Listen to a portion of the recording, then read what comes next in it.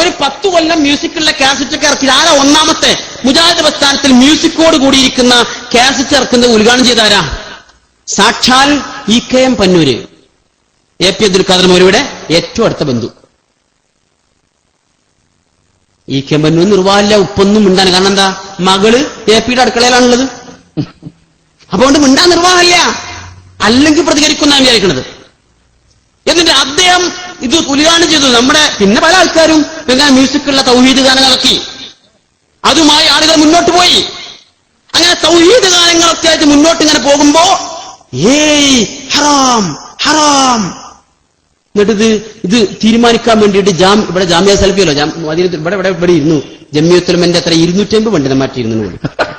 ഹറാം തീരുമാനിച്ചു ഇരുന്നിട്ട് വൈകുന്നേരമോളം ചർച്ച അങ്ങനെ ഉണ്ട്. കഴിഞ്ഞിട്ട് അവസാനം അങ്ങനെ ഉണ്ട് നോക്കുമ്പോ മല എലിയെ പ്രസവിച്ചു. അത്ഭുതം, ഒന്നും സംഭവിച്ചിട്ടില്ല. പിറ്റേ ദിവസം AP അബ്ദുൽ ഖാദർ പോലെ നമ്മൾ കാണാൻ കാരണമുണ്ട്. അന്ന് മുജാഹിദ് സെന്റർ കേന്ദ്രീകരിച്ച് പ്രവർത്തിക്കുന്ന ബിസ്മി എന്ന സംഘടനക്ക് 10 ഉറുപ്പ്യ ഉണ്ടാക്കാൻ തന്നെ ഒരു തൗഹീദ് ഗാനങ്ങളുടെ കാസറ്റ് ഇറക്കാന്ന് കമ്മിറ്റി തീരുമാനിച്ചിരുന്നു. അതിന്റെ ചുമതല അന്ന് നൽകിയത് എനിക്ക്. ഞാൻ എന്റെ സെക്രട്ടറി ആയിരുന്നു. അതുകൊണ്ട് അങ്ങനെ അതിന്റെ പ്രവർത്തനം ഏകദേശം അവസാന ഘട്ടത്തിൽ ഇനിയൊരു റെക്കോർഡിംഗ് മാത്രമേ ബാക്കിയുള്ളൂ. AP അബ്ദുൽ ഖാദർ മൗലവിയോട് അവസാനം ഒന്ന് ചോദിച്ചേക്കാൻ തരുതി. കാരണം ഇപ്പൊ ഇടയ്ക്കൊരു ഒരു ചർച്ചയൊക്കെ കഴിഞ്ഞതാണല്ലോ. മതിലൊക്കെ ഇങ്ങനെ അങ്ങോട്ടും ഇങ്ങോട്ടും ഓടി നടക്കുന്നുണ്ട്. ഇപ്പൊ ഇത് ശരിയോ തെറ്റൊന്നും അറിയണല്ലോ. അതുകൊണ്ട് ഒന്ന് ചോദിക്കാതെ മൂപ്പര് പറഞ്ഞെന്താ അറിയോ? കാസറ്റൊക്കെ ഇറക്കിക്കോ, അതിന്റെ ഹറാമോ ഹലാലൊന്നും ഇപ്പോ നോക്കണ്ടില്ല. മ്യൂസിക് ഉണ്ടെങ്കിൽ ഉണ്ടായിക്കോട്ടെ. പക്ഷെ എന്ത് ചെയ്യണം എന്നറിയോ? കാസറ്റിന്റെ പുറത്ത് എവിടെയും കാണുന്ന രൂപത്തിൽ എവിടെയും KNM എന്നോ ബിസ്മി എന്നോ എഴുതി വെക്കരുത്. ബ്രാൻഡുള്ള കള്ളേ ഹലാൽ ഹറാമാവുള്ളൂ. ബ്രാൻഡില്ലാത്ത കുഴപ്പമില്ല, പട്ടച്ചാരായ ഓക്കെ. എന്നിട്ടോ പിന്നെ പറഞ്ഞെന്താ? ആ കാസറ്റുകൾ സമ്മേളനത്തിന്റെ പിന്നെ സെക്ഷൻ ഏതെങ്കിലും സ്റ്റാളിൽ വെച്ച് വിരിക്കൊക്കെ ആണെങ്കിൽ അറബികളിൽ കടന്നു പോകുമ്പോൾ ശ്രദ്ധിച്ചേക്കൊണ്ടു. അപ്പൊ കാസറ്റ് ഓഫ് ആക്കണം. പൈസ കിട്ടണല്ലോ. അലി തുർസാക്കി മദനി പിലാത്ത സമ്മേളനത്തിൽ അദ്ദേഹത്തിന് കാര്യമായ ഡ്യൂട്ടി എന്താ അറിയോ? അറബികൾ വരുമ്പോ എസ്കോട്ട് പോവാ. എന്തിനാ എസ്കോട്ട്? എങ്ങോട്ടാ? അറബികളെ കൂടെ സ്റ്റേജിലേക്കല്ല, നേരെ ഇതിലും കൊട്ടാ സ്റ്റാളുകളിലേക്ക്. നമ്മള് കരുതിയത് ശരിയെന്നേക്കും. അതിന്റെ ഇടക്കുണ്ട് പുളിക്കരങ്ങാടി കൂടെ അനൗൺസ്മെന്റ് ഇങ്ങനെ വരുന്നേ. AP അബ്ദുൽ ഖാദർ മൗലവി, KN ഇബ്രാഹിം മൗലവി, MM മദനി, അലി റസാഖ് മദനി, TP മദനി തുടങ്ങിയ പ്രഗത്ഭരും പ്രശസ്തരുമായ പണ്ഡിതവരേണ്യന്മാർ പങ്കെടുക്കുന്നതാകുന്നു. നമ്മൾ കരുതി വലിയ വയലു പരമ്പരറ്റേക്കും. തൊട്ടു പറകെ കണ്ണീർ മഴയത്ത് ഞാനൊരു കിളിയുടെ കുട ചൂടി. എന്താപ്പത്? കിളിന്റെ കുടയും ചൂടിയിട്ട് ആരായി പോക്ക്? AP അബ്ദുൽ ഖാദർ മൗലവി, KN ഇബ്രാഹിം മൗലവി, MM മദനി, TP മദനി എല്ലാം കൂടി ഒരു കിളിന്റെ കുടയും ചൂടിയിട്ട് പോവാ.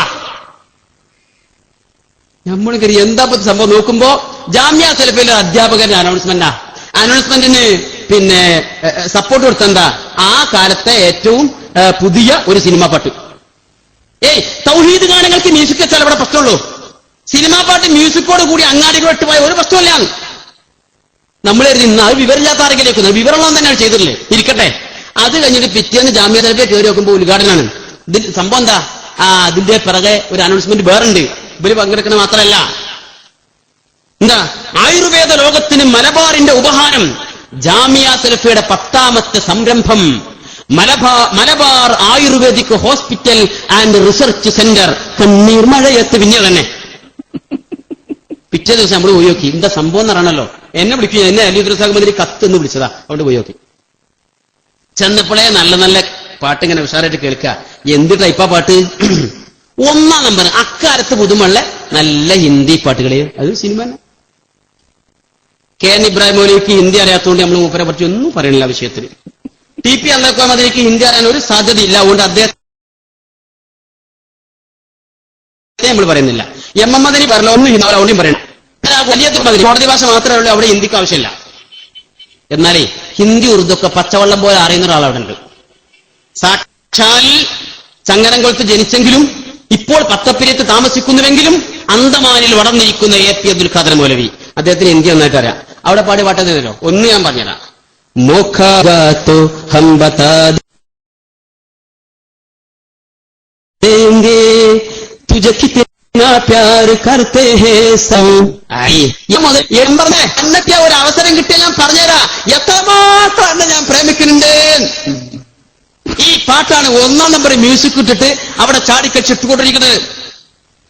മ്യൂസിക് ഹറാമാ അതോ ഹലാലോ? എവിടെ പങ്ക് നിൽക്കുന്നത്? നിങ്ങളെവിടെ എന്നാലും പ്രശ്നമില്ല.